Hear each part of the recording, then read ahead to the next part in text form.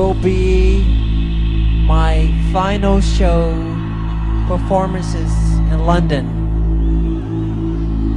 This will be it. This is it. And when I say this is it, it really means this is it. Involuntary manslaughter, a felony, Dr. Murray. How do you plead? Your Honor, I am an innocent man. I therefore plead not guilty. I truly feel that Conrad Murray is simply the fall guy.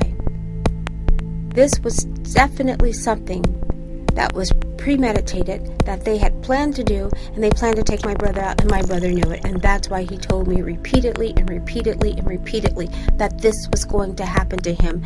He explained it to me. He explained it's because of my catalog, which is my publishing, and they're after it, and they want it, and they want their hands on it, and they want to take it away from me.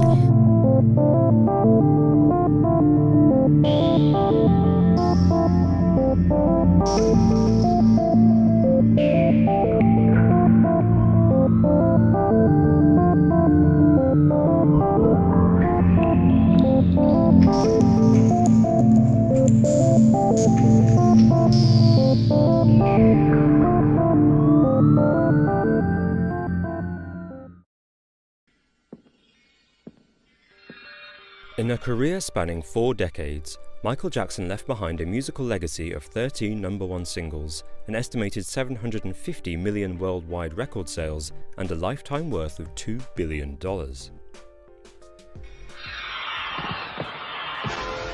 But on June 25, 2009, while deep in preparation for his highly anticipated comeback tour, This Is It, Michael overdosed on sleep medication and died of heart failure, aged just 50 years old. Days before his death, Michael mysteriously said, "They're going to kill me." Fans all over the world were in shock. But for the Jackson family, Michael's death came as no surprise. And according to them, it was no accident. My heart, and I said my brother was murdered. It was a conspiracy. Was Michael's death the work of foul play? To answer that, we must look at the clues from the time of Michael's death. Exhibit A. Propofol intoxication. The 2 autopsies performed on Michael's body both concluded that he died of acute propofol intoxication. Propofol is a powerful sedative used to anesthetize patients before surgery.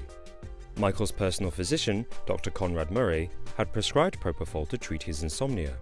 But according to sleep expert Dr. Nader Kamanga, unmonitored use of surgical anesthetic is dangerous and should never be prescribed as a sleep remedy. In November 2011, Dr. Murray was found guilty of second-degree murder for prescribing Michael Jackson dangerous amounts of propofol. The court imposes 4 years imprisonment in this case. The defendant caused the death of Michael Jackson. But the story doesn't end here. Dr. Murray may have killed through negligence, but Murray was hired by Michael Jackson's entertainment promoter, AEG Live. Was this an unfortunate medical mishap? Or did music mogul's AEG have something to do with Michael's demise? Exhibit B. AEG Live. Michael had a long history of tensions with his bosses. Tensions between the pop star and his record label Sony were apparent at least a decade previous to his death, when Michael released this.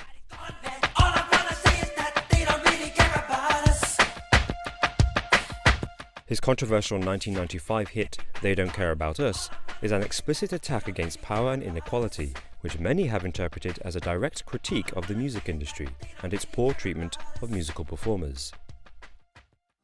In 2002, Michael echoed these views when he called Sony chairman Tommy Mottola the devil, after the company tried to destroy his comeback album, Invincible. Tommy Mottola is the president of the record division. He is he's a racist, and he's very, very, very devilish. The record companies really, really do conspire against their artists. They steal, they cheat, they do whatever they can. Michael had publicly outed the power and injustice of the music industry, and in June 2009, the story was the same. But this time, under heavy pressure to rehearse for his entertainment promoters AEG Live, Michael's health began to deteriorate rapidly. In 2013, Michael Jackson's family filed a lawsuit against AEG. The Jackson family lawyers argued that during the critical run-up to This Is It, AEG ignored Michael's deteriorating health and threatened Dr. Murray into pumping Michael with heavy sedatives so that he could be rested for rehearsals. AEG contend that Michael had full control over his medication and is responsible for his own death. But propofol works within 40 seconds of administration, meaning that it would have been almost impossible for Michael to inject himself with a lethal dose of the drug. Exhibit C, the night before. They're going to kill me.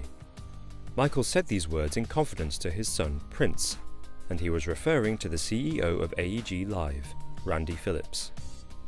At Dr. Murray's trial in November 2011, Prince testified that the night before his father's death, Randy Phillips visited Michael's mansion while Michael was at rehearsal and aggressively threatened Dr. Murray. The next day, Michael died.